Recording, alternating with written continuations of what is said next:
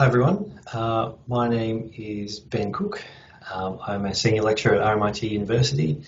and today I'm going to be presenting on the shifting approaches to protected area conservation in Australia. I'd just like to thank VIAC for the invitation to present at this special event. I'd also like to acknowledge the unceded lands of the Woiwurrung and Boonwurrung language groups of the Eastern Kulin Nations on which RMIT conducts its business, and to pay respects to elders and ancestors past and present. As many of you will know, we have a very diverse protected area system for nature conservation in Australia. At its creation in 1996, what we refer to as the National Reserve System was almost entirely composed of public land. So at the time, 42% of that was national parks. It may be a surprise to some people to know that since that time, in terms of the additions to the NRS, around 97% of the expansion has been outside of the public protected area state on private lands, owned by private individuals, land owned by large non-government organisations, native title lands owned by Indigenous communities, or managed by leaseholders. So I'm briefly going to talk about a project I'm involved in with the University of Tasmania, looking at the emergence of these non-government protected areas, and by that I refer to areas outside of the public protected estate, how they emerged, how this non-government protected area sector emerged for nature conservation and became an embedded part of the protected area system. And in terms of specific relevance to today, I'm quite interested in what this means for public land conservation. So the project partners are listed there. So one clear outcome, and there will no doubt be people who are aware of these types of initiatives, is that a diversification of the protected area system for nature conservation has created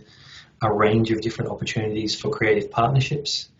Most notable would be the prominent and growing role of traditional owners in formal management, but most importantly, formal ownership and land handback arrangements, often alongside other government and non-government partners, including philanthropic organisations, just including the example of going in Nimikara in New South Wales here, and the recent handback of a significant amount of land through a partnership with the Nature Conservancy. So opportunities like that to have a greater diversity of players doing quite interesting and creative and important things have certainly emerged, as has a diversified source of funding that can be drawn upon for conservation, and that can range from local small donors that give to conservation NGOs to international philanthropic networks and organisations.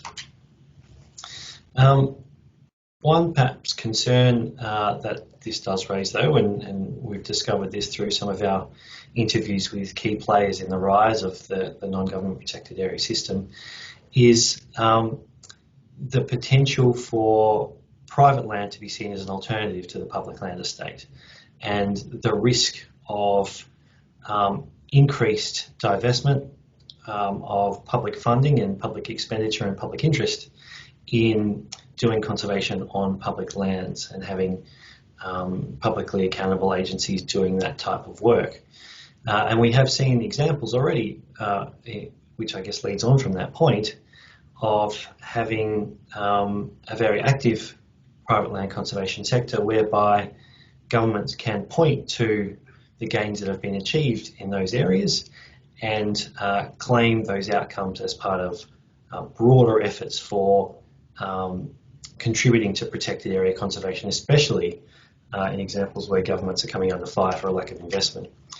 So there's plenty still to be explored in this area, and this is just a little taste, but one of the things we're interested in is what the longer term implications for a political appetite for non-government leadership in protected areas might be, especially in relation to First Nations sovereignty and caring for country, relating to resource and funding transparency, public access and knowledge sharing and development, and broader questions of how the professionalisation of the NGPA sector has impacted on the influence and extent of advocacy and activism for public land conservation. These are areas where the project will go next. Thanks very much.